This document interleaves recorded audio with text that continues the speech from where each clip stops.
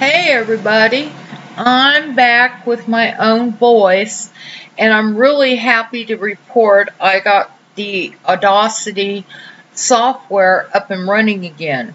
What I personally had to do was restore my computer, my laptop, back to about a week ago.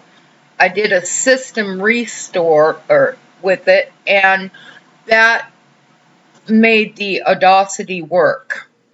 This happened about 3 months ago also, where it just quits recording, and then I usually have to use text-to-speech or text-to-voice type software online, which gives you the automated voices for whatever you're typing out. So I just wanted to give a quick update in case anybody out there is having trouble recording.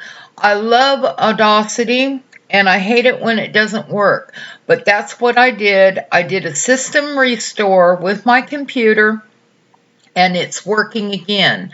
So I hope this helps somebody out there. And love and light to all of you. God bless. And I'll be talking to you later today. Bye for now.